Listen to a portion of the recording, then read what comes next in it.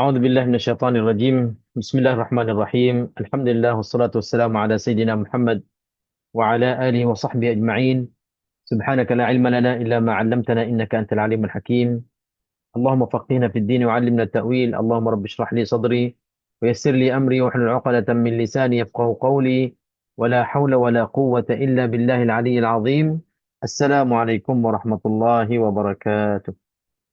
وعليكم السلام ورحمة Waalaikumsalam الله warahmatullahi وبركاته. wabarakatuh.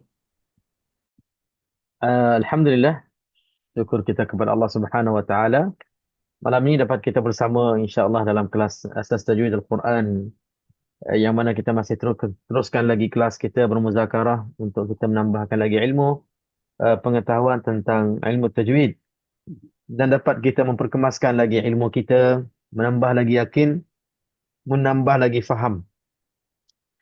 Bila menambah lagi jelas, dapatlah kita mengamalkan ataupun menggunakan ilmu yang kita faham itu waktu kita membaca Al-Quran. Kita membacanya dengan baik, kita membacanya dengan hukum-hukum yang kita faham melalui ilmu tajwid. Ilmu tajwid merupakan ilmu yang sangat-sangat rapat silahnya ataupun hubungannya dengan ilmu Al-Quran ataupun Al-Quran itu sendiri. Yang mana setiap kalimah dan setiap huruf pun, setiap huruf dari Al-Quran untuk kita nak lafazkan, untuk kita nak sebutkan, mesti akan berserta dengan tajwid. Mesti akan bersama dengan tajwid. Walaupun satu huruf. Asal kita sebut je, maka perlukan ilmu tajwid. Senjata tajwid kita itu. Sebab itu, fadluhu sangat-sangat besar. Kelebihannya sangat-sangat tinggi. Tajwid ini sebab setiap lafaz kita terus bersama Al-Quran. Setiap lafaz Quran kita bersama tajwid. Sebab itu, insya-Allah, sebanyak mana kita belajar tajwid sekalipun, sebanyak itulah kita akan rapat dengan Al-Quran. Tajwid ini dia tak ada membincang hal lain kecuali kalamullah, kalam suci Allah. Min asyrafil ulum, semulia-mulia ilmu, semulia-mulia ilmu yang mana tak ada khilafnya, tak ada balahnya, tak ada selisih pendapatnya, dan semuanya insya-Allah ilmu yang tergaris ataupun yang terbatas, yang ada sempadannya, ilmu yang insya-Allah sesiapa yang betul-betul usaha akan merasai halawahnya, kemanisannya, insya-Allah. Cuma tajwid ni dia perlu kepada fokus dan juga perlu kepada ingatan juga. Untuk kita nak hafal sekian-sekian nama, istilah-istilahnya, untuk kita nak membezakan cara-cara hukumnya, untuk kita nak juga membezakan dan juga menghafal huruf-hurufnya. Itu yang perlu kepada usaha lebih. Dan bila kita dah menguasainya ataupun kita dah mula hafal, kita mula lancar, maka masya-Allah kita akan seronok bersama Al-Quran. Waktu kita baca, setiap kali baca kita akan uh, dapat nampaknya tajwid di depan kita bersama waktu kita membaca. Tak kira kita baca dalam solat, di luar solat, ataupun waktu kita membaca tengok Quran ataupun tidak, insya-Allah kita akan dapat merasai tajwid itu akan datang waktu kita baca bersama, insya-Allah. Baik, seperti biasa kita akan mulakan kelas kita malam ini, insya-Allah, muka surat baru, muka surat 37, Muka surat 37 Suratul Baqarah ayat 231. Ayat 231, insya-Allah. Okey, jadi kita mulakan insya-Allah dengan suratul Fatihah. Kita baca serentak. Saya mute dulu semua. Nanti kita boleh ambil balik. Al-Fatihah. أعوذ بالله من الشيطان الرجيم. بسم الله الرحمن الرحيم. الحمد لله رب العالمين. الرحمن الرحيم. مالك يوم الدين. إياك نعبد وإياك نستعين اهدنا الصراط المستقيم صراط الذين أنعمت عليهم غير المغضوب عليهم ولا الضالين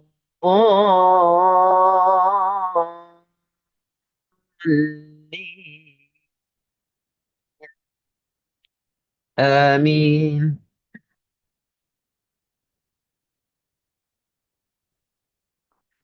وإذا طلقتم النساء فبلغن أجلهن فأمسكوهن بمعروف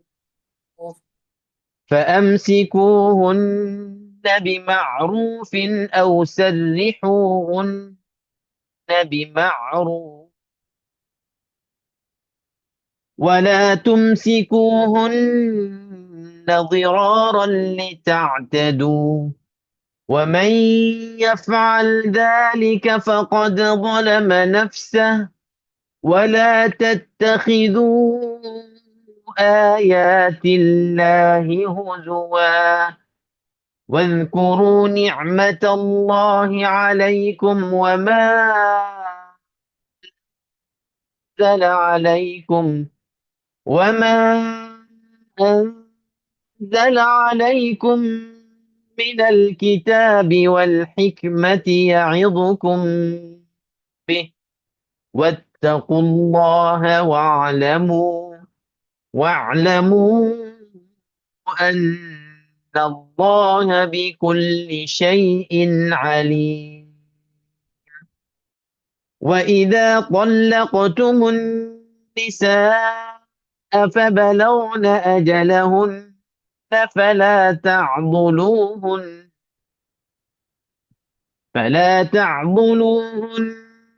أن ينكحن أزواجهن إذا تراضوا بينهم بالمعروف ذلك يوعظ به من كان منكم يؤمن بالله واليوم الآخر ذلكم أزكى لكم وأطهر والله يعلم وأنتم لا تعلمون. والوالدات يرضعن أولادهن حولين كاملين لمن أراد أن يتم الرضاعة وعلى المولود له رزقهن وكسوتهن بالمعروف لا تكلف نفس إلا وسعها لا تضار والدة بولدها ولا مولود له بولده وعلى الوارث مثل ذلك فإن أرادا فصالا عن تراض منهما وتشاور فلا جناح عليهما وإن أردتم أن تسترضعوا أولادكم فلا جناح عليكم إذا سلمتم ما آتيتم بالمعروف واتقوا الله واعلموا أن الله بما تعملون بصير. Sadaqallahul Azim. Baik, Alhamdulillah. Selesai kita membaca muka surat 37. Bermula daripada ayat 231 sampai ayat 233. Tiga ayat sahaja. Satu muka surat ini, Masya Allah. Okey, Alhamdulillah seperti biasa. InsyaAllah sekiranya ada apa-apa pilihan kalimah-kalimah tajwid, hukum tajwid sepanjang kita baca ini, selain daripada ayat di atas sekali, kalau ada untuk dipilih, untuk dibincangkan, silakan kalau adalah.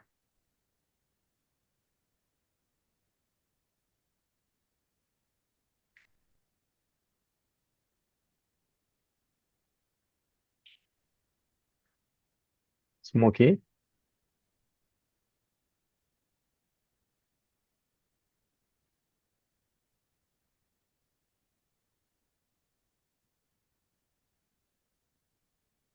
Recording in progress.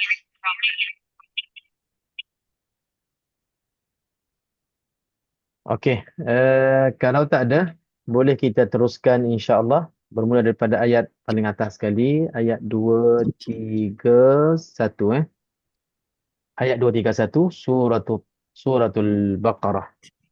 Okey, tengok kepada ayat-ayat yang panjang yang kita baca ni. Okey, agak susahlah dari segi bacaan kita, memang mana-mana ayat yang panjang, surah yang adanya ayat panjang memang mencabar sikitlah. Sebab perlu kepada nafas, perlu kepada persiapan dan juga perancangan. Perancangan macam mana kita nak baca, lagi-lagi kita nak raikan bab waqaf dan ibtida'. Waqaf ibtida' ini sangat-sangat penting dalam bacaan Al-Quranul Karim, akan menentukan makna dan juga sempurnanya seseorang itu membaca Al-Quran sekiranya dia meraihkan waqaf dan ibtida'. Maksud waqaf dan ibtida' tu bila kita nak berhenti dan dari mana kita nak mulakan balik. Adakah kita nak terus dengan kalimah yang berikutnya ataupun kita nak kena uh, reverse, kita nak kena uh, patah balik sekurang-kurangnya beberapa perkataan. Itu yang menentukan pempaja itu uh, bertajwid ataupun tidak. Pada ayat-ayat yang kita baca ini pun ada satu lagi cabaran, iaitulah ayat-ayat ini berkenaan dengan at-talaq. Talaq yang ada kait dengan an-nisa, dengan wanita. Wanita. Bila sebut wanita, wanita dalam sirah jamaknya, dia ada nunun niswah. Dia ada nunun niswah. Ajalahun, fa'amsikuhun, sarrihuhun, na tu. Semua nunun niswah tu, yang adanya sabdu tu, semuanya nun yang dirojokkan, yang dikembalikan kepada wanita-wanita. An-nisa, kepada an-nisa. Bila nunun niswah banyak, jadi satu sebenarnya ajalahunna ta'dhuluhunna azwajahunna, memang banyak sampai bawah. Satunya bagi yang mutamakin, yang menjaga hukum wajibul gunnah itu, maka dia akan baca dengan baik. Dan dia akan susun bacaan itu, tajwidnya, hukumnya, cara sebutannya, dia akan susun dengan cantik. Tapi cabarannya bagi yang belum lancar hukum-hukum tajwid, lagi-lagi dengung itu, belum istiqamah lagi dua harakatnya, maka menjadi satu cabaran lah. Nak kena jaga setiap kali adanya nunun niswah ini ataupun nun wajibul gunnah ini. Sama ada wajibul gunnah ini diwakafkan ataupun diwasalkan, tetap dua harakat.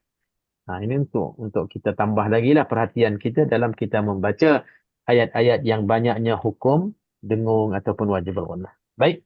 Alhamdulillah, ikut bacaan ramai-ramai, insya-Allah semuanya baik. Kita akan mulakan buat petak-petak.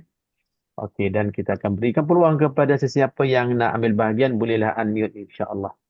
Okey, saya mulakan petak yang pertama ini, petak wa idza, petak wa idza, wa idza, wa idza. Wa idza dari segi hukum ada mak asli sahaja.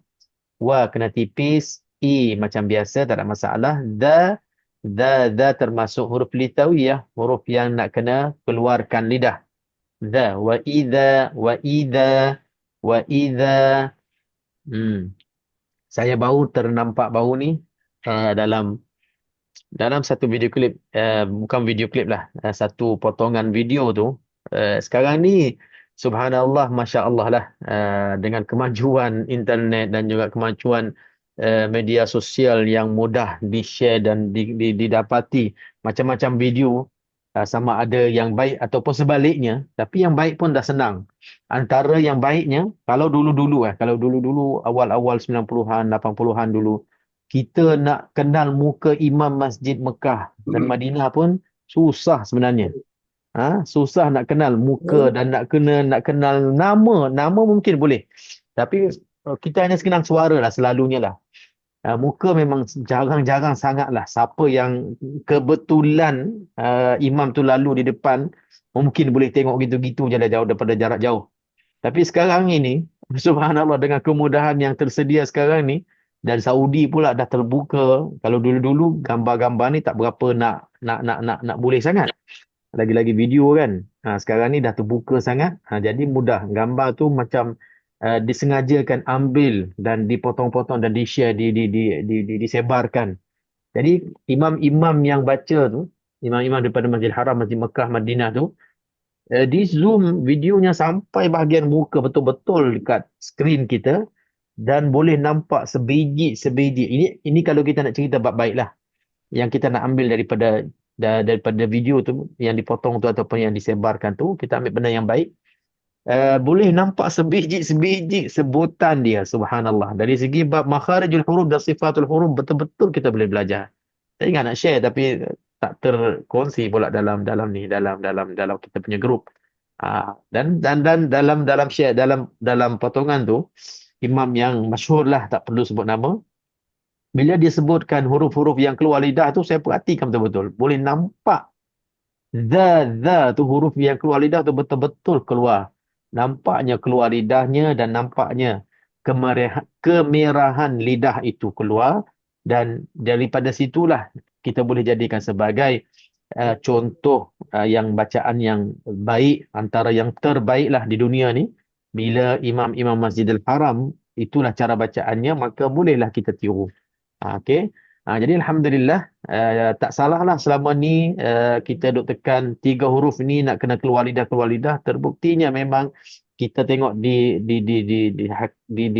bacaan imam-imam yang terbilang pun, kira bacaan mereka pun keluar lidah dengan jelasnya. Dha, ta, dha. Dha, ta, dha.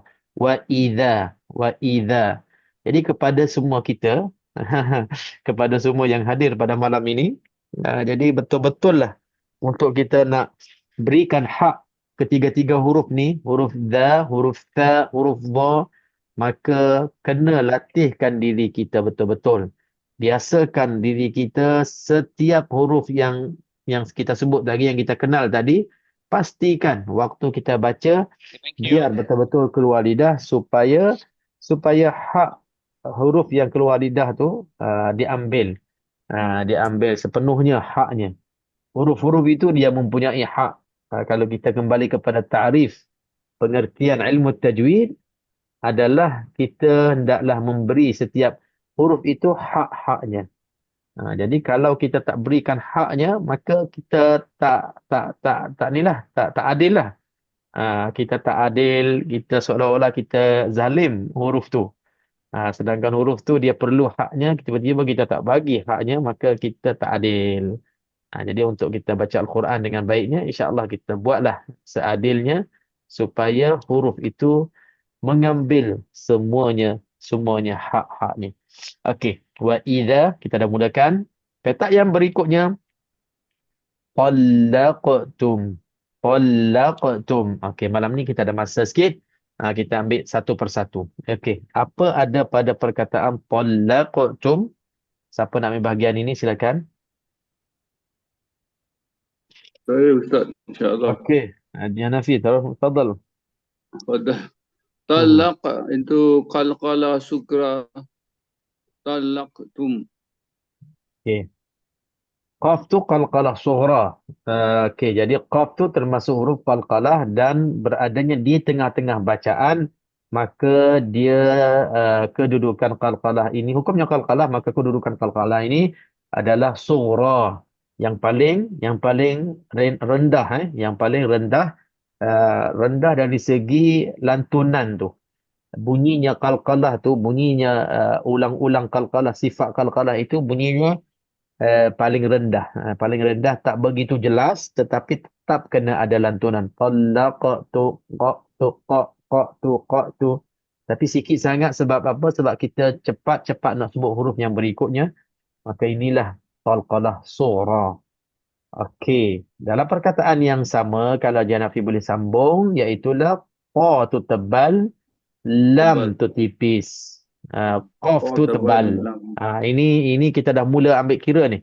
Huruf tebal Okey. tipis yang berjiran-jiran ni, kita dah mula ambil kira sebab kita nak jaga-jaga waktu kita sebut. Qalla, qalla. Kalau Qalla. tidak, dia boleh jadi talla. Tallaqa, tallaqa. Sebab satu kali jalanlah. Ta tebal, qaf tebal, lam duduk celah-celah tu duduk tengah-tengah. Jalan lah sekali tebal bersama-sama.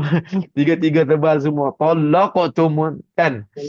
Itu pun kita kadang-kadang kita tak ambil kira, maka lam tu ditebalkan. Itu pun tak boleh juga. Walaupun sifat tebal tu sifat yang hebat, sifat yang gagah, tapi huruf yang tipis dia tetap tak nak. Dia tetap nak tipisnya. Dia tetap nak sifat yang tipisnya. Jadi lam di sini lam yang tipis, yang murakkab, yang bukannya mughallaz, bukannya tebal. Maka kita nak kena jaga, tebalkan qa, tipiskan lam, baru tebalkan qaf dalam keadaan qalqalah, baru tipiskan ta balik. Talaqtumun, talaqtum. Okey. Alhamdulillah selesai. Okey. Kalau ada apa-apa nak tanya terus tanya. Okey, perkataan yang berikutnya ataupun petak yang ketiga, kita ada perkataan an-nisa. An-nisa. Okey, di sini ada apa? Siapa nak ambil?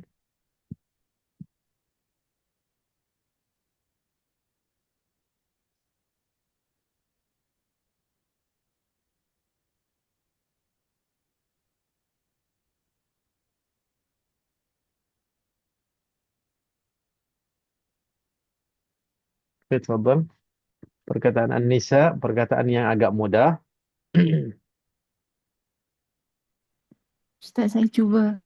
Okey, silakan. Anisa, an tu wajib berguna. Tapi kalau disambung di situ di jadi alif lam samsiah dan paling dekat ialah wajibul guna lah pasal ada nun di situ, ada syadah kan. Jadi dan sa tu ini mat wajib. Okey, Mat wajib. kita clearkan sini, kita clearkan untuk semua kadang-kadang keliru. Bila wajibul gunnah dan ada alif lam syamsiyah, kita nak sebut yang mana satu? Sekarang ni Wajibul guna. perkataan an-nisa adanya wajibul gunnah, lepas tu ada alif lam syamsiyah. Kita nak sebut yang mana satu di sini? Hanya pada wajibul guna lah Ustaz, saya rasa. Okey, Wajibul maknanya bila sebut wajibul gunnah sebab an-nun tu ada sabdu, maknanya lam syamsiyah tu ataupun idgham syamsi tak perlu sebut. Kalau disambung daripada mun tu, yelah Ustaz. Jadi, Okey, untuk kita dapat penjelasan ataupun kita clear malam ni, iaitulah sebenarnya dia dua hukum yang berbeza dan tak ada berebut pun. Dia tak ada berebut pun.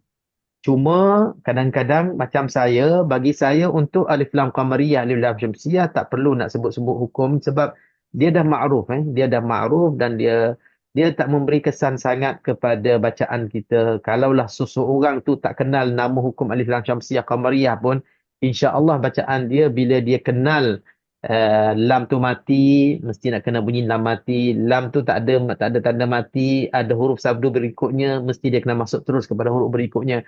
Kalau orang tu dia kenal tanda, dia tak tahu hukum, selamat, dia boleh baca pun. Ini antara hukum yang tak perlu kita sebut macam bacaan lin kan, bacaan lin. Bacaan lin pun tak perlu nak sebut sebagai hukum sebab orang yang tak kenal bacaan lin pun dia akan baca betul.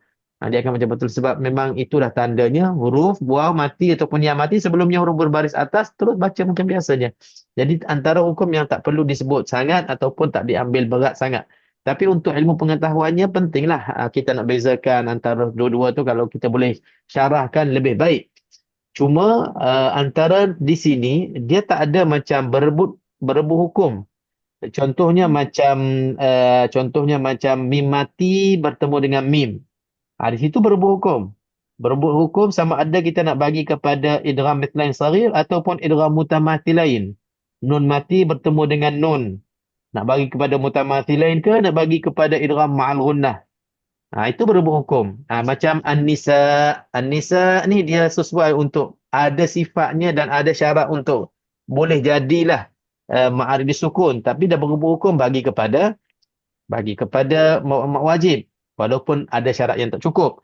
Contohnya mad silah qasirah, mad silah tawilah. Dia berebut hukum dengan silah qasirah berebut dengan mad asli. Mad silah tawilah pula berebut dengan mad apa? Mad silah tawilah dia berebut dengan hukum siapa? Hukum mana? Mak wajib. Mak wajib. Mad jaiz. Mad silah tawilah dia berebut hukum dengan mad jaiz. Sebab huruf mat bertemu dengan hamzah dalam lain-lain perkataan. Maka dia berebut di situ. Di situlah kita kena bagi kepada yang lebih utama. Kita kena bagi kepada mat silah. Walaupun qasirah itu dah sesuai untuk jadi mat asli pun, tetapi dah ada bab sendiri, dah ada tanda-tanda sendiri untuk hu dengan hi itu. Maka kita bagilah. Tapi di sini saya rasa macam ada juga antara kita masih confused bila an-nisa bila an-nisa kita seolah-olah kita kata tak apalah kita bagi kepada wajibul ghunnah dan tak perlu alif lam syamsiah ataupun idgham syamsi. Sebenarnya dia dua hukum yang berasingan. Untuk alif lam syamsiah ataupun idgham syamsi yang nak dibahaskan betul-betul lam ini. Bukan huruf yang ada sabdu. Bukan huruf yang an-nisa ni. Untuk alif lam qamariyah, alif lam syamsiyah kita betul-betul nak bahas, nak tentukan lam ini apa statusnya. Dibaca lam mati ataupun diidghamkan. Kalau dibaca lam mati maknanya izhar qamari, kena izhar, kena jelaskan lam mati tu. Kalau bukannya izhar qamari maknanya idgham syamsi, lam ini tak dibaca sebab dah nak idghamkan ke dalam huruf yang berikutnya. Huruf-huruf idgham syamsi yang ada 14 tu. Di sini nun. Lam diidghamkan dimasukkan dalam nun, maka menjadi idgham syamsi. Jadi, hukum idgham syamsi di sini sebenarnya bukan nun mati, nun syaddah, tidak. Diri lam tu. Diri lam tu. Jadi, kalau kita nak detailkan, nak keluarkan dalam perkataan an-nisa ini, setiap hukum yang ada memang idgham syamsi ada, lepas tu wajibul ghunnah ada, dan lepas tu adanya wajib muttasil. Jadi tiga hukum yang berlainan di sini. Dia tak ada berebut, Okey, saya rasa insya-Allah jelas di situ. Okey, alhamdulillah. Baik, alhamdulillah. Cuma kalau orang tak nak sebut pun bagi saya tak ambil kira sangat. Yang penting jangan sebut idgham syamsi tinggalnya wajibul ghunnah. Itu nampak sangatlah. Wajibul ghunnah ni tetap kena baca dengan dua harakat dengungnya. Jadi kita sebut di sini alif lam syamsiyah. Lepas tu kita tinggal wajibul ghunnah. An-nisa nun tu tak hukum wajibul ghunnah. Itu maknanya kita sebut yang kecil, kita tinggal yang besar. Hukum yang lebih jelas. Okey, alhamdulillah. Okey, petak yang berikutnya, perkataan yang berikutnya insya-Allah kita ada fabalaghna. Fabalaghna. Okey, petak ni siapa nak ambil? Cerita sikit apa yang perlu, apa hukum kalau ada.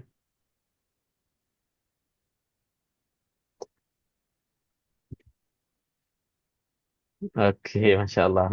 Kita punya pelajar tetap kita tak dapat nak bersuara malam ni, tak apa insya-Allah. Kita doakan semoga urusannya dia dipermudahkan insya-Allah. Cik Man insya-Allah. Okey. Perkataan fabalaghna ada apa perlu kita berkata sikit?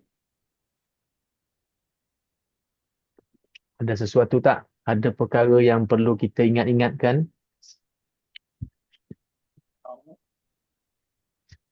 Dari segi hukum saya rasa nampak macam tak ada apa-apa hukum sangat. Mungkin dari segi makhraj dan sifat. Pada saya huruf Rin tu ada sikit payah nak sebut. Saya tebal, Haji yang lain semua Bahar. tipis. Okey, Haji Bahrum bagus. Haji Bahrum dah bersuara. Ghain, fa. Okey, kita mula dengan huruf fa. Fa. Huruf yang paling fasihnya pastikan gigi atas depan sentuh bibir mulut bawah. Fa. Fa itu sefasih fa Arab. Fa'ul Quran, iaitulah gigi depan atas sentuh bibir mulut bawah. Pastikan. Bila kita buat betul-betul, kita akan terasa fa itu keluar dari tempatnya dan bunyi betul-betul fasihnya. Fa itu dalam Al-Quran. Jadi kadang-kadang kita ni antara sentuh tak sentuh. Ataupun jauh-jauh je. Belakang-belakang bibir mulut yang bawah tu. Dia bersentuh jauh-jauh je. Itu tak berapa fasih. Tak berapa nak clear dan tak berapa nak nampak salah. Tak berapa nak nampak salah. Selagi mana tak bunyi pa. Kalau pa balang memang jelaslah salah kan. Tapi kalau fa tak berapa nak sentuh sangat, dia tak nampak sangat salah. Tapi tak berapa clear sangat dan tak berapa fasih sangat. Tapi bila kita sentuh betul-betul gigi atas ni dengan bibir mulut bawah, itu betul-betul nampak bunyinya fa yang fasih. Fa. Fa. Okey. Fa ini bagi saya memang penting jugalah. Saya juga perhati jugalah pembaca-pembaca kalau sebutkan huruf fa ini, kalau bunyi dan juga letakkan betul-betul gigi atas sentuh dengan bibir mulut tu, saya serasa puas dengar. Jadi kalau rasa macam bunyi dalam-dalam sikit tu memang tak puas lah. Tapi nak kata salah tu, tak boleh salahkan sangat. Selagi mana dia tak berubah menjadi huruf pa ataupun pi. Jadi insya-Allah kita hati-hatilah. Fabalaghna. Okey, ba tak ada masalah, lam tak ada masalah, dia berjiran sama-sama sifat sama-sama tipis di sini, tak ada masalah sangat. Pergi kepada huruf ghain. Harful ghain antara huruf yang bukannya Arab, bukannya Melayu, bukannya dalam huruf yang mudah kita nak sebut. Jadi nak kena jaga-jaga bagi mereka yang belum lancar lagi huruf ghain Arab ini. Betul. Saya ada beberapa peserta ataupun yang sedang bertalaqi. Memang masalah dia boleh kata keseluruhannya tak ada berat sangat, tapi harful ghain ni memang berat. Harful ghain masih lagi. Dia kalau dia leka sikit, terus dia jadi huruf kha. Dia bertukar dengan harful kha. Kadang-kadang dia boleh jadi huruf ra pun. Cuba kita bayangkan ghain ini di ujung halqum, maknanya di pangkal lidah, hujung sekali. Dia boleh bertukar sampai menjadi huruf ra di tepi lidah bahagian depan. Jauh tu. Jauh kedudukan tu dia boleh bertukar bila dia tak fokus dan dia tak berjaga-jaga. Jadi nak kadang-kadang lah bagi setengah kita, huruf ini belum terletak ataupun duduk di tempat yang betul. Dikeluarkan di tempat yang betul-betul. InsyaAllah, bila siapa-siapa tahu dirinya perlu kepada beberapa huruf yang belum lagi sempurna, maka perlu kepada latihan. Ulang. Dan dalam bab makhraj, makhraj huruf ni, kalau kita sentuh bab makhraj huruf, tempat nak keluarkan huruf ni di tempat mana, maka latihan yang paling mujarabnya, latihan yang paling berkesannya, iaitulah kita matikan huruf yang kita agak mungkin masih belum baik ataupun belum sempurna sebutan kita, belum fasih katakan, kan? Contohnya kita ambil huruf fa lah. Kita ambil huruf fa, mungkin antara kita fa belum lagi rasa puas. Okey, kaedahnya kita matikan huruf fa itu. Kita matikan harful fa kita matikan. Buat latihan harful fa kita matikan dan kita tambahkan hamzah berbaris atas sebelumnya. Ini kaedah yang daripada dulu lagi kita berlatih bersama. Bila kita matikan huruf yang kita agak lemah ataupun belum fasih dan kita tambah huruf hamzah berbaris atas sebelumnya, maka kita sebut af, dan last kali kita cuba kita perhatikan kedudukan lidah kita ke, ataupun macam fa ni yang kita nak, gigi atas sentuh bibir mulut bawah. Jadi di sini cuba perhatikan, gigi atas tu betul-betul dah sentuh bibir mulut ataupun belum. Af, af, af. Latihan ini boleh tengok cermin pun. Ambil cermin, tengok depan-depan muka sendiri, mulut sendiri. Af, af, fa, af, fa, fa, fa, fa, fi, fu, fa, fi, fu. Jangan macam itulah. Kita matikan dulu, lepas tu kita hidupkan, kita panjangkan, kita pelbagaikan baris, baru kita dah jumpa tempat keluar. Macam huruf di sini huruf ghain, huruf ghain yang katanya susah, tak jumpa-jumpa ataupun kadang-kadang bertukar dengan makhraj lain. Matikannya, tambahkan hamzah berbaris atas sebelumnya, sebut ar, ar, ar, ar, ar, Ghariru, ghariru, ghariru. Ini pun sama juga. Ulang. Bila kita dah lancar, tak ada masalah lah. Cuma soalannya, dia akan jadi satu masalah, siapa guru kita waktu kita nak berlatih? Kan? Nak berlatihnya bukan depan-depan orang. Kadang-kadang kita nak berlatih di rumah seorang-seorang kan. Kadang-kadang depan anak bini pun kita malu, kita tak nak tunjuk. Kadang-kadang lah kita tunjuk, kita buat seorang-seorang. Okey, waktu tu masalah sikit lah. Kalau terus kita nak berlatih sendiri, kita yang nak berlatih, kita yang nak menilai, kita jadi guru kita sendiri, lambatlah ada kemajuan. Jadi bagi saya, latih dulu dengan orang yang lebih arif. Orang yang lebih pandai sikit pada kita lah. Kawan-kawan ke ataupun ustaz-ustazah kita ke, berlatih dengan mereka dulu sampai mereka kata yang ni nak, kita dah boleh bezakan yang mana mereka nak, yang mana mereka tak nak. Penilai ustaz-ustazah ataupun kawan-kawan yang lebih hebat, yang lebih ilmu sikit pada kita, mereka boleh membantu kita. Contohnya, bila kita dah berlatih, okey yang ni tak nak, yang ni nak, yang ni tak boleh, yang ni boleh, yang ni. Jadi kita di situ kita dah boleh pilih, dah boleh membezakan. Cuma kadang-kadang kita nak sebut spontan, nak bagi sebut terus lancar tu, dia tak datang lagi. Itu perlu latihan, buat seorang-seorang, buat sendiri-sendiri. Jadi di situ kita dah boleh beza. Okey, yang ni mereka nak, ataupun ustaz-ustaz yang nak, ataupun orang yang lebih pandai pada kita nak kita sebut macam tu. Yang ini tak nak. Contohnya yang tu tak boleh. Arra, contohnya tak boleh. Arra, okey, ni yang boleh. Latih. Lama-lama insya-Allah dia dah terlatih, dah terbiasa dalam sebutan, maka dengan secara automatiknya bila jumpa je dalam bacaan, terus dia akan datang sebutan yang betul. Begitu juga harful ha pedas. Kepada penggemar ha pedas ni. Ha pedas yang tak pedas-pedas ni. Tak pedas-pedas dalam bacaan kita. Sama juga. Ini latihan pun sama. InsyaAllah latihan ini berkesan.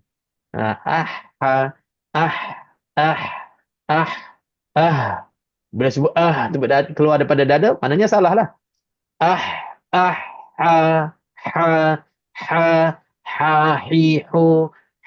Hihu. Betul-betul berkesan. Tapi nak kepada rajin lah. Nak kena buat. Sampai kita dah tak ada dah kelemahan ha pedas itu selalu tak pedas-pedas, ataupun ha pedas itu selalu terkeluarnya dari dada kita. Bila sampai tahap itu dah tak ada masalah, pindah kepada huruf yang berikutnya, huruf yang lain lagi, sampai kita lancar, sampai kita fasih semua huruf Al-Quran. InsyaAllah yakin, walaupun lidah kita Melayu, walaupun kita memang tak pandai pun bahasa Arab, tapi mukjizat Al-Quran ini, kelebihan Al-Quran ini, sesiapa yang memberi waktu dan masa banyak untuk Al-Quran, maka insya-Allah ada habuannya dengan Al-Quran. Contoh, kalau kita tengoklah qari-qari'ah ataupun peserta-peserta yang mewakili negara-negara yang bukannya Arab, bila pergi bertanding, mungkin kita boleh buat contoh. Contohnya, mungkin semua tahu bab apa? Pertandingan azan. Pertandingan azan, kalau tak silap saya di Saudi kot. Yang buat di Saudi kalau tak silap tahun lepas. Antara yang terhebatnya peserta daripada Indonesia tu kan. Sampai juri-juri semua ternganga mulut, terbuka mulut, ternganga mulut, dengar dan leka dengan sebutan dan lagu azannya. Tak apa, lagu tu satu kebolehan ataupun satu hal, satu ilmu lah. Tapi dia tak akan sampai tahap cemerlang dan berjaya antara peserta-peserta yang mewakili negara-negara yang lidahnya Arab, bahasa ibundanya Arab. Dia tak akan menjadi peserta yang cemerlang dan terkenal di mata dan juga di telinga para juri ini, kecuali setelah dia memang dah betul-betul cukup syarat dan layak betul-betul. Bila azan itu bahasa Arab, maknanya sebutan dia itu memang hatta nak dibandingkan dengan peserta Arab sendiri, sebutan dia lebih baik. Jangan cerita bab lagu. Sebutan dulu. Kan? Sebab dia ada markah dari segi fasahah. Setiap musabaqah dia ada markah fasahah. Sebutan. Lantunan ataupun bunyi itu. Ada. Dia bunyinya, sebutan tu jelas tak jelas, fasih tak fasih. Jadi peserta itu bila maknanya setelah habisnya musabaqah, bila ada buat temu duga ataupun temu ramah dengan peminat ke ataupun orang yang sokong dia ke, dia berbual Arab pun tak berapa. Berbual Arab pun tak berapa sangat. Tak berapa lancar lah. Tak berapa fasih lah. Tapi bila dia baca, lantunkan azan tu, subhanallah. Sebiji-sebiji bunyinya, dengarnya dan fasihnya.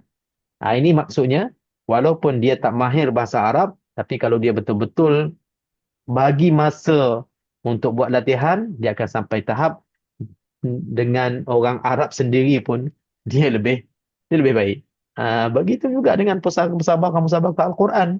Musabaqah Al-Quran ramai jugalah yang tersenarai lebih hebat daripada Arab. Macam yang terbaru-baru ni dekat Malaysia, dekat Kuala Lumpur baru ni, musabaqah tahfiz hafazan tu, nombor 1 Johan, kedua-duanya daripada Niger, daripada Afrika. Padahal banyak lagi negara-negara Arab yang ikut serta. Jadi mereka Niger ni daripada Afrika ni, dia pun bukan lidah Arab asalnya, tetapi bila betul-betul usaha, betul-betul bersungguh, akhirnya boleh mendahului ataupun lebih hebat daripada orang yang fasih Arab ataupun orang yang berbahasa Arab pun. Ini kata-kata semangat untuk kita yang terasa diri kita memang masih pekat lagi pelat bahasa kita, masih pekat lagi lidah kita dengan bahasa Melayu kita. Tapi insya-Allah bahasa Al-Quran ini untuk semua. Allah Subhanahu Wa Taala turunkan rahmat untuk semua dengan membacanya dan memudahkan untuk membacanya, dengan memudahkan lidah kita untuk membacanya. Maka insya-Allah kita usaha, kita buat latihan, insya-Allah kita akan sampai tahap kita pun boleh sebut macam Arab ataupun lebih baik daripada orang Arab lagi, insya-Allah. Fabalagna. Okey. Tambah lagi, ini antara boleh dikatakan rahmah Al-Quran ini untuk kita, supaya kita boleh berkawan dengan Al-Quran sepanjang hayat. Ini satu lagi semangat lah. Satu lagi semangat untuk kita semua. Walaupun tak kira umur kita berapa, kita dah generasi yang keberapa, kita dah series yang keberapa, sebenarnya tak ada bezanya. Kalau kita fikir cara fikir yang satu, yang sama, iaitulah antara hikmahnya untuk kita berkawan dengan Al-Quran sepanjang hayat kita. Kalaulah bahasa ilmu lain daripada Al-Quran, mungkin dia ada noktahnya, dia ada habisnya, dia ada tamatnya. Dia tak boleh lagi, tak boleh belajar lagi dah. Dia kena mengajar orang pula. Dan bila dia mengajar orang, dia tak perlu lagi nak belajar lagi sebab dia dah tamat semuanya. Dan dia dah layak dah untuk nak kongsikan ilmu dan pengalamannya, dan dia tak tambah lagi uh, ilmu kepadanya melalui orang lebih alim ataupun lebih fasih, lebih mahir lagi.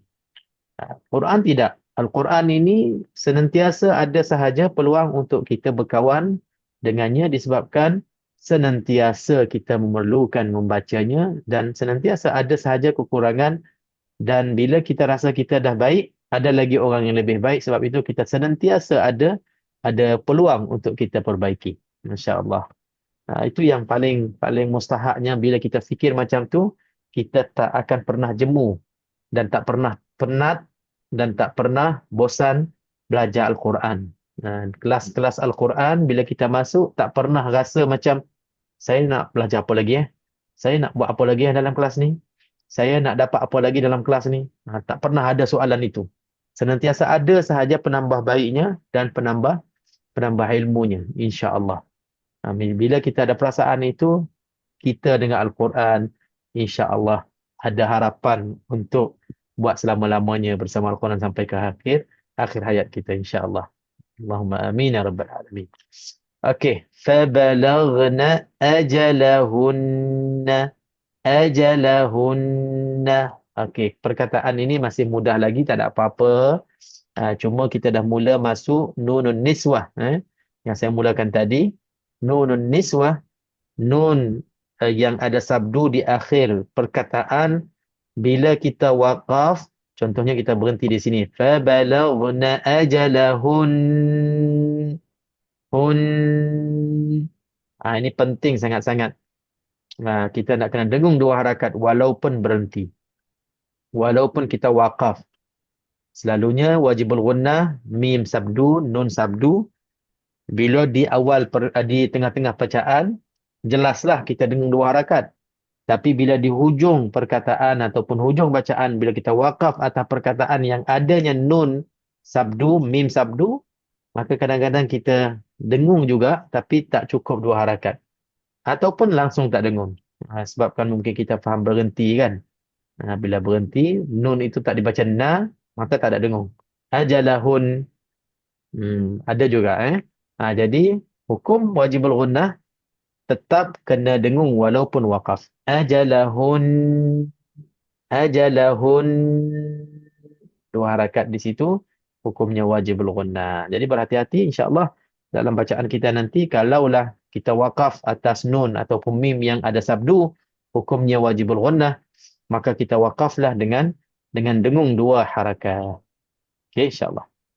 Perkataan Yang ha tu Ustaz, itu ha dadikan Ustaz. Jadi kita kena tekankan juga tak Ustaz? Yang mana? Ajalahun, yang ajalahunna. Ha tu ha dadikan Ustaz. Okey, betul. Kena tekankan juga ajalahu. Boleh tak? Kalau misalnya saya baca ajalahun, boleh tak? Okey, ha tak perlu tekan. Perlu tekan, kita tekan pada nun sahaja. Bermula daripada ha, kita keluarkan makhraj ha dada, mula tekan waktu kita nak dengung tu. Kalau maksud tekan ha tu, maknanya bermula daripada la lagi. Ajalahun. Tak perlu. Ha itu tak ada apa-apa sabdu. Untuk kita tekan, istilah tekan di sini, mana-mana huruf yang ada sabdu di atasnya. Jadi kalau soalan Haji Samad sebut, ha perlu tekan tak? Tidak, sebab ha tu tak ada sabdu. Jadi ha tu hanya kita keluar macam biasa sahaja. Kita mula tekan waktu kita nak dengungkan nun itu. Ajalahun. Terima kasih. Sama-sama. Okey, fa'amsikuhun. Sama juga. Fa'amsikuhun. Okey, masih lagi saya nak pergi ke depan lagi. Kita ambil mudah-mudah dulu. Kita jalan ringkas, ringkas-ringkaskan dulu. Fa macam tadi, fa makhrajnya tu sifat paling lemah sekali. Huruf huruf hamzah dalam Al-Quran ataupun dalam ilmu tajwid, huruf yang paling lemah. Sifatnya semua lemah. Dia tak ada satu pun sifat yang kuat. Fa'a, di atas a. Fa'a. Fa'am. Okey, mim mati bertemu dengan sin di sini. Izhar halqi. Izhar syafawi. Izhar syafawi, mim mati bertemu dengan sin. Fa'amsi. Jadi tak ada apa-apa. Jelaskan mim mati dan terus menyebut huruf sin.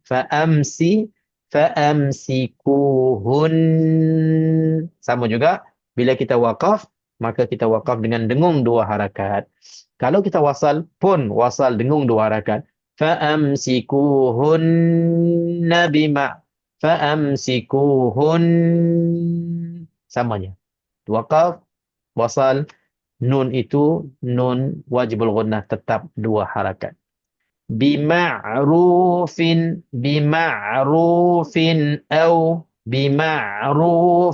au. Okey, petak ni siapa nak ambil? Silakan.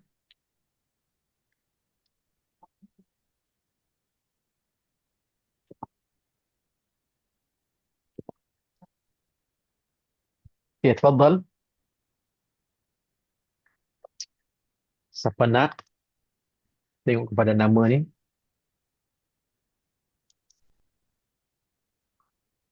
Okey, ramai juga malam ni masuk ada.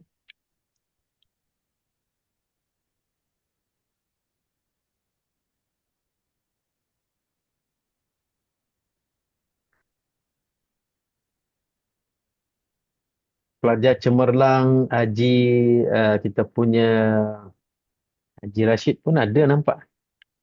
Pelajar cemerlangnya. Dia tak buka kamera. Tak apa. Jangan kacau dia. Okey. Siapa nak ambil bima'rufin au? Di sini ada apa?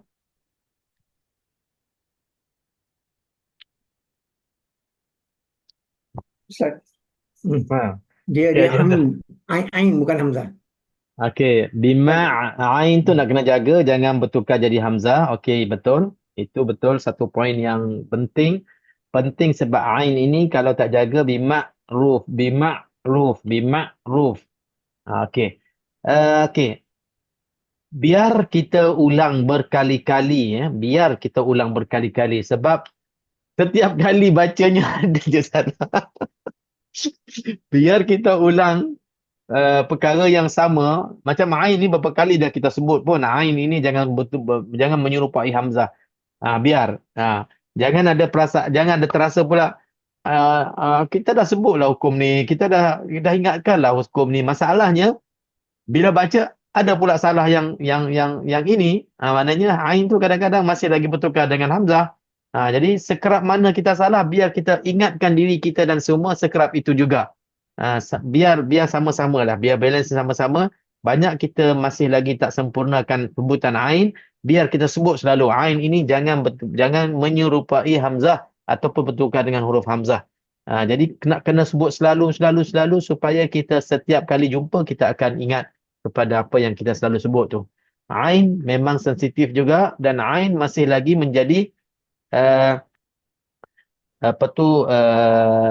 ramz, pecaman ataupun petanda kepada orang-orang yang bukannya Arab, dikira ajam kita ni ajam ataupun ajnabi, orang yang bukannya Arab. Dalam Quran pun sebut Arabiyyun wa ajamiyyun wa arabi.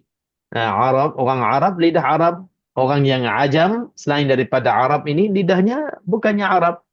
Jadi antara petanda dan juga pecaman orang tu bukan Arab bila ain itu tak jelas. Bila ain itu tak jelas, bukan bahasa kita sahaja Melayu, bahasa bangsa-bangsa lain pun lemah juga ain ini. Banyak juga bertukar dengan hamzah. Jadi nak kena tekan ain itu biar keluar di tengah-tengah halqum. Ain tu. Itu pun nak kena latih Ain mati sebelumnya hamzah. Itu latihan paling jelas sebab kita gandingkan hamzah dengan ain yang selalu kita bertukar tu. Jadi tak boleh jadi itu salah lah kan, jelas-jelas salah. Dia kena daripada pangkal naik tengah halqum untuk kita bezakan ain dengan hamzah. Okey, lagi Jiraza ada apa lagi? Bima ain. Fa, untuk fa, tanwin tin. Jangan drag. Okey. Fin. Satu harakat. Bukan dua harakat. Kalau ramai antara kita ni yang selalu pin macam jadi tanwin yang bukan sempurna tanwin. Maknanya di sini fin di sini kita tak boleh ada tempoh. Disebabkan apa? Disebabkan hukumnya bima'rufin au. Hukum di sini hukum apa? Izhar halki. Izhar halqi. Tanwin bertemu dengan hamzah. Maknanya hukumnya izhar. Sebab itu Haji Razak sebut kita tak boleh ada tempoh, tak boleh kita lambat di sini sebab kena jelas. Bila kita nak kena jelas, dia tak boleh lambat. Bila lambat, dia berlawan dengan jelas. Lambat contohnya bima'rufin bima'rufin dia tak sampai dengung, dia tak sampai keluar hidung, cuma dia ada tempo. Bila dia tak ada tempo, dia tak jelas tanwin tu.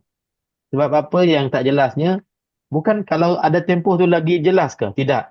Sebenarnya bila kita tak jelas, bila kita ada tempoh, nun mati yang ada pada dan yang ada pada tanwin tu, dia dah mula nak pergi ke hidung.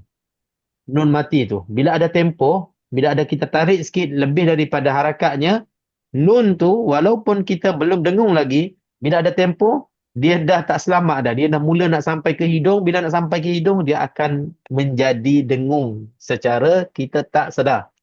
Bima'rufin au fin au, kita tak dengung pun. Tapi kita ada bagi tempoh, dia tak jelas. Itu maksudnya tak jelas. Bila tak jelas, maknanya berlawan dengan hukum. Hukum di sini hukum yang kena jelas. Izhar. Itu yang perlu kita jaga. Bima'rufin fin jelas nun mati terus lompat pergi huruf hamzah tu. Bima'rufin dan sama juga bila sebutnya izhar, apa sahaja izhar dalam tajwid kita ataupun dalam Quran kita, tadi jangan bagi tempoh. Yang kedua, jangan kita ada lantunan nun mati itu fin bima'rufin au fin au. Dia ada kadang-kadang dia nak menumpang tu. Dia nak menumpang, nak bagi selesa nak sebut tu, sementara nak pergi kepada dia menumpang kepada nun tu. Dia hidupkan ataupun dia lantunkan nun mati pada tanwin tu. Dan yang ketiganya, kadang-kadang kita nak terlebih jelas sangat tu, kita macam terberhenti saktah. Bima'rufin au bima'rufin au sar. Kadang-kadang berlaku juga tu. Bukan kadang-kadang lah, boleh jadi kerap jugalah. Sebab kadang-kadang kita nak sebut betul-betul jelas, dia macam ada tersaktah seketika. Itu disebutkan oleh ulama-ulama tajwid. 3 perkara dipanggil muhtarazat al-izhar, perkara yang perlu kita jaga waktu kita izharkan hukum-hukum izhar. Okey. Selesai. Au sarrihuhunna. Okey, di sini ada sesuatu yang perlu kita jelaskan.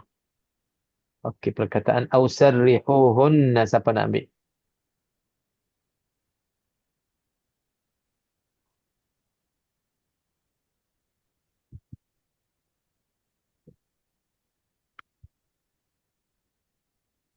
Cuba Ustaz. Okey, silakan. Okey. Au tu maklin, baca dengan lembut. Maklin, okey, maklin. Betul maklin Maklin. Lin kan? Harfi lin. Kalau mak tu maksudnya panjang. Kita panggil apa? Harfi lin. Okey, jadi bagi saya itu yang tak perlu sebut ni. Tak perlu sebut pun tak apa. Tak payah sebut Tak payah sebut. Kalau sebut mak tadi confuse. Okey. Sarri tu kita baca tarkik sebab baris bawah. Okey. Hu mak asli. Ha tu kena hati-hati sebab ha pedas. Hunna wajibahunna. Nun tu tasdid. Dengan 2 harakat. Kalau berhenti pun kena latun sikit 2 harakat. Lantung sikit. Kena dengar Lantun terus. 2 harakat lah. Dengar 2 harakat. Dia tak boleh skip. Aha. Dia kena 2 harakat. Okey. Okey. Okey. Boleh, Okey. Ustaz. Betul boleh. Cuma satu lagi nak kena tambah di sini. Ra yang ada sabdu tu. Ini betul-betul nak kena jaga. Sabri. Aha. Sebab ra selalunya bila baris bawah, kita dah tak tahu dah ra baris bawah ni tipis. Dia baris bawah ni tipis, dia mudahkan tipis kan. Kita terus dalam bacaan kita bila kita tahu hukum tajwid tipis lah. Tapi ra yang tipis, yang baris bawah, yang ada sabdu, kita dah tahu dia tipis. Tapi mulut kita, lidah kita dia tak jadi tipis kalau tak jaga-jaga, sebab dia lebih mudah dan lebih selesa untuk kita tebalkan. Jadi tertekan Ustaz sebab ada tasdid tu. Ya, Kadang-kadang, betul. Sebab disebabkan okey, kita nak bahaskan lebih mendalam lagi. Kenapa? Supaya mudah-mudahan insya-Allah dengan bahasan mendalam ini membantu kepada sesiapa qari-qari'ah kita yang kadang-kadang ra baris bawah ni yang ada sabdu kadang-kadang tertebal. Okey, kita nak bagi lebih jelas lagi. Kenapa setiap kali ra berbaris bawah yang ada sabdu senang untuk ditebalkan? Kita cari punca dulu. Kenapa? Sebab apa? Kita boleh tahu apabila kita tahu sebabnya, insya-Allah kita tahu masalah dan kita tak terbuat yang salah tadi. Insya-Allah kita boleh berhati-hati. Siapa ada jawapan yang ilmiah? yang boleh dapat markah lah. Dapat pujian lah insya-Allah. Siapa yang betul-betul perhatikan sebelum jawab.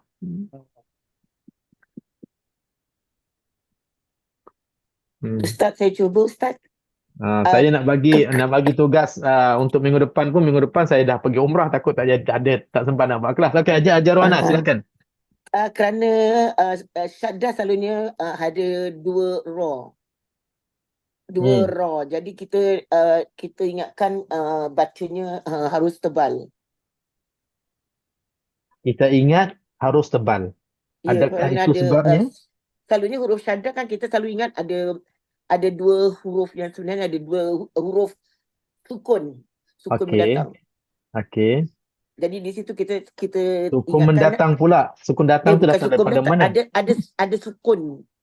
Sukun, okey. Ra bersukun. Jadi kita ingatkan kerana huruf syaddah selalu ada 2 huruf ra di situ.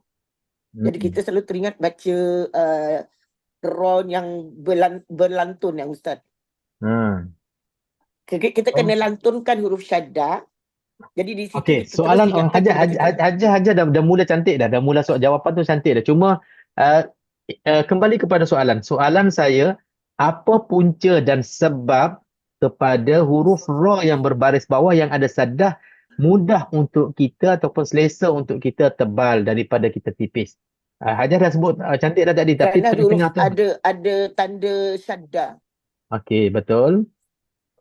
Apa sebab huruf yang ada tanda saddah ni, huruf ra yang ada syaddah yang berbaris bawah selesa dan lebih mudah ditebal daripada ditipis? Kerana ada lantunan Ustaz. Kena ada lantunan. Lantunan kat mana tu? Huruf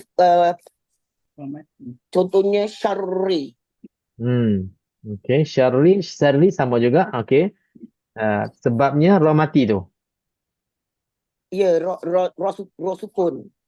Ra sukun yang ada pada huruf ra syaddah tu. Okey, kenapa ra sukun tu? Apa sebab dia? Sebab ra sukun selalu kita baca tebal Ustaz.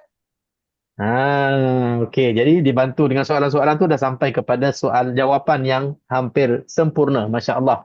Itulah jawapannya sebab okey, kalau kita lihat kepada perkataan sarrihuhunna, kalau kita tulis pada asal sebelum ra syaddah baris bawah ini dijadikan sabdu, kita tulis macam ni. Sin baris atas, ra mati kan. Lepas tu ra satu lagi, ra baris bawah. Hunna. Okey, ini sebelum proses ra ni jadi ra syaddah. Jadi bila kita sebut macam ni, Okey, hukum ra mati di sini yang sebelumnya huruf berbaris atas, asalnya ra mati ni baris hukumnya apa? Baris bacaan tebal ke tipis? Tebal. Ini punca dia. Ini punca dia ni.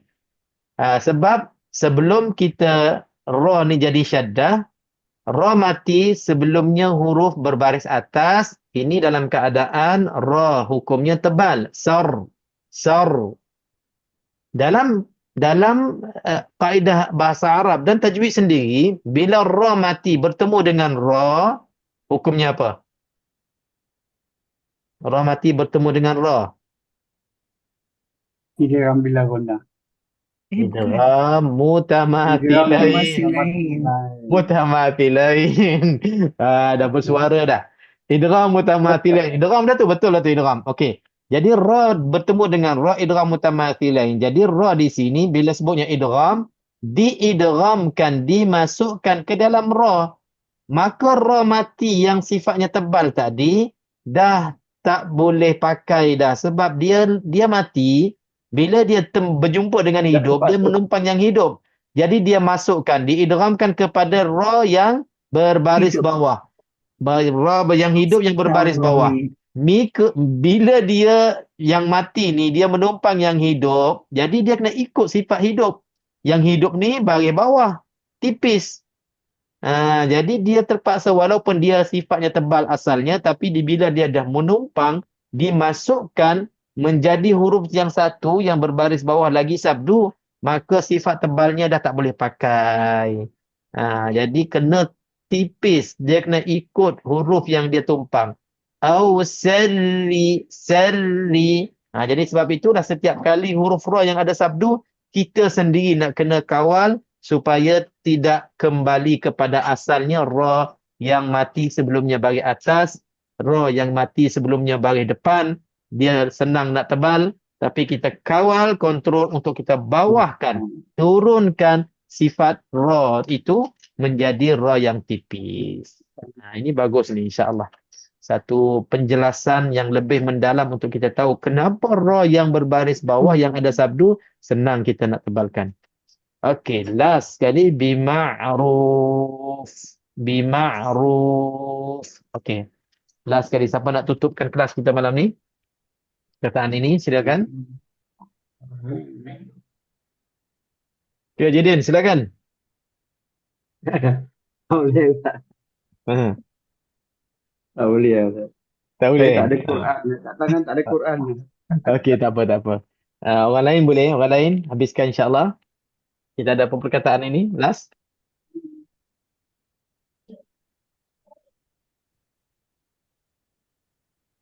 Perkataan ini dah berulang, tapi tadi di tengah-tengah bacaan ini di hujung. Hujung mungkin dia ada tambahan sikit. Ma'arid sukun. Okey. Ma'arid sukun. Ma'arid lisukun. Ma'arid lisukun pada ruf. Okey, ma'arid lisukun ini baru ada sukun mendatang. Maksud mendatang ni asalnya fin tu hidup, tapi disebabkan kita wakaf, itu yang datangnya mati. Datangnya sukun. Okey. Bila datangnya sukun itulah ma'arid lisukun. Okey, ma'arid lisukun di sini bila sebut ma'arid sukun, wajah-wajahnya kita ada 3 wajah, iaitulah qasar, tawassut dan isba'. 2, 4 ataupun 6. 2, 4 ataupun 6. Dan berjaga-jaga sini satu lagi nak kena tambah pada sifat hams. Huruf fa itu. Fa tu dia ada sifat hams bima'ruf. Laluan angin, kita nak kena tiup angin sikit. Fa itu supaya kita berikan sifat hamsnya. Sifat hams itu. Okey, itu sahaja untuk malam ini. Saya rasa bahasan kita malam ini tak begitu tasya'ub sangat, tak begitu panjang lebarnya, tetapi kita beri kepada beberapa tekanan perkara-perkara yang basic, perkara yang mudah, perkara yang banyak berulang, kita beri tekan sikit supaya kita lebih berhati-hati dalam bacaan kita ataupun dalam tajwid kita. Antaranya hafadas tadi. Hafadas tadi menarik tu. Bagi sesiapa yang rasa macam masih lagi belum kemas, masih longgar-longgar lagi hafadas antara hafadas tak pedas. Okey, jadi buatlah latihan ha itu malam ni sebelum tidur. Tak kira dah berapa kali. Tapi jangan kuat sangat, nanti orang perasan pelik pula punya punya apa tu kan. Okey, tak apa. Sebenarnya memang perlu kepada latihan. Kalau kita belum lancar, selagi mana tak lancar, buatlah latihan sampai kita dapat. Siapa lagi nak bantu kita kalau bukan diri kita sendiri? Sebab kalaulah nak harapkan teguran sahaja dekat dalam kelas-kelas tahsin, tadabbur ataupun talaqi, dia tak memberi kesan sebenarnya. Sebab kita memang dilahirkan dengan sebutan yang tak sama dengan yang fasih ini. Kita mungkin fasih bahasa lain, kita mungkin fasih sebutan yang lain, tetapi beberapa huruf dalam Al-Quran kita belum lagi ada rezeki untuk fasih, maka sempurnakanlah. Latihlah diri untuk kita sempurnakan itu sahaja, yang sedikit sahaja untuk kita dapat fasahah yang syumul ataupun yang keseluruhan, insya-Allah. Terima kasih kepada semua untuk malam ini, dan insya-Allah kelas kita esok Al-Kahfi ada lagi insya-Allah, dan kelas tahsin muslimin Jumaat malam Sabtu ada lagi. Insya-Allah saya akan berangkat hari Sabtu. Hari Ahad saya terbang, dan kelas-kelas yang lainnya insya-Allah macam biasalah. Kalau ada peluang di sana, insya-Allah saya akan bagi link sama ada tajwid ataupun Al-Kahfi. Dua itulah yang kita cuba jaga. Kalau ada rezeki lah kita boleh buat kelas. Umrah saya kali ni tak lama, dalam 10 hari gitu saya balik, dan hujung tahun mungkin lambat sikit lah. Lama sikit insya-Allah. Terima kasih kepada semua untuk malam ni. Mudah-mudahan insya-Allah bermanfaat apa yang kita bincangkan. Subhanakallahumma bihamdik, asyhadu an la ilaha illa anta, astaghfiruka wa atubu ilaik. Bismillahirrahmanirrahim. Alhamdulillah wassalatu wassalamu ala sayyidina Muhammad wa ala alihi wa sahbihi ajma'in. Allahumma 'allimna bima yanfa'una wa anfa'na bima 'allamtana wa zidna 'ilman nafi'an bi rahmatika ya arhamar rahimin. Wa sallallahu wa sallim wa barik ala sayyidina Muhammadin wa ala alihi wa sahabati ajma'in. Walhamdulillahirabbil alamin. Taqabbalallahu minna minkum. Wassalamualaikum warahmatullahi wabarakatuh. InsyaAllah Muhammad Faiduz. Waalaikumsalam warahmatullahi wabarakatuh. Terima kasih Ustaz. Selamat malam semua. Selamat rehat semua. Terima kasih Ustaz. InsyaAllah. Guru ada masuk. Itulah suara tajam bunyi tadi. Terima kasih Ustaz. Terima kasih. Sama-sama. Dia tengah sakit Ustaz. Dia sakit Ustaz. Dia tengah sakit tu. Oh ya ke? Daripada pulai sampai ke peha. Dia terpencok. Masya-Allah. Semoga cepat baliklah insya-Allah. Semoga cepat sihat insya-Allah. Haji Din wajib berguna Okey, baik insya-Allah. Alhamdulillah. Assalamualaikum. Lidah saya tak fasih